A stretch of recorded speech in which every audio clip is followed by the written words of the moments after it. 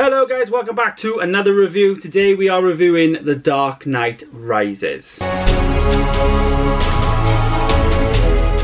Yes, this is a Christopher Nolan film and the final one in the Dark Knight trilogy. I had a really good time with this. This is actually the third film in that, as I said, and I have reviewed Batman Begins and The Dark Knight, so if you want to go and check those videos out, I will put links to those down below. But yes, Dark Knight Rises, I'm very excited to get into this film. The film stars obviously Christian Bale as Batman, we get Michael Caine, we get Tom Hardy playing Bane, who is obviously on the front cover here. Phenomenal role in this film. I think it's one of, if not the best Tom Hardy roles I think he ever plays. For me, I really like Bane. I feel like obviously he's not as good as Heath Ledger's Joker, don't get me wrong, but Bane is a very good villain. I think if Heath Ledger didn't play the Joker in the last movie, or the Joker wasn't a character, Bane would have stole the show, 100%. Another mention though is Anne Hathaway actually stars in this film as Catwoman. We get to see her more or less at the very beginning of the film, and I found she's just amazing. There was one scene where she was actually driving like the Batmobile thing, I don't know. But yeah, there was one scene where she was driving that and she just went around this corner and it was just insane, like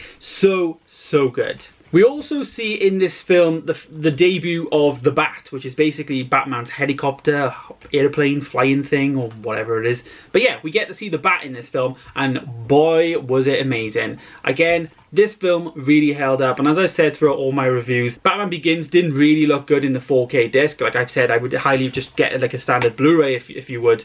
But Dark Knight did look fantastic, but this looked even better. It did do the same thing as it did before, with IMAX scenes going full screen, and then you had the letterbox in for the non-IMAX scenes. But it wasn't jarring, it wasn't like, oh my god, like, you know, 1 minute it's 1 minute it's It was actually done at the right times that it was needed, because you had to feel like you wanted to see more of the image when we was actually in certain sequences. It kind of made sense from an artistic point of view as it was going through the movie. There's a lot of things in this film, and I guess all three of them, that I haven't really remembered. I didn't really remember the story to this film, and I just found it to be a very good, enjoyable experience watching The Dark Knight Rises. I had a very good time with this, and you know, it's one of them films where you won't watch it for years, and then you'll watch and you'll think, oh my god, I need to watch this more often. This is what I find, like, I guess this one and the one before that, and I guess Batman Begins is one I never saw and kind of really did surprise me. So like all of them as a collective, I guess, is just fantastic. But back on this film, again, Christian Bale reprising his role for the third and final time as Batman and Bruce Wayne,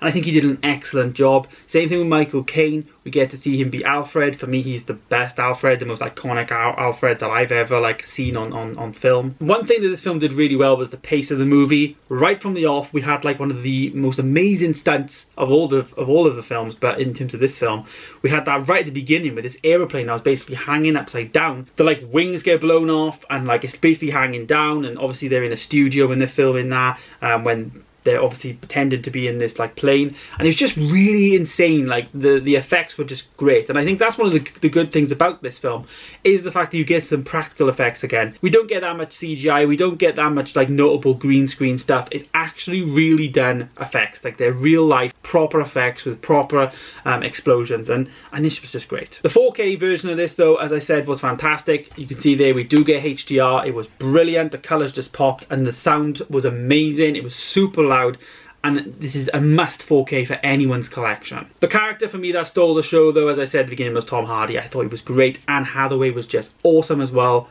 It was just great balance throughout the film, and I just loved it. I really did enjoy it. So to round this off, I'm going to give this an 8 out of 10. It's very good. It holds its own. It's awesome, and I really rate it. I thought it was fantastic. I would highly recommend that anyone picks this up. All three of these films are great. Stay tuned for the next one. I'm actually going to do a ranking video where I'm going to rank all three of the trilogy movies which I had in the box set. So if you want to see that, stay tuned, and I will be doing that in the next video coming soon.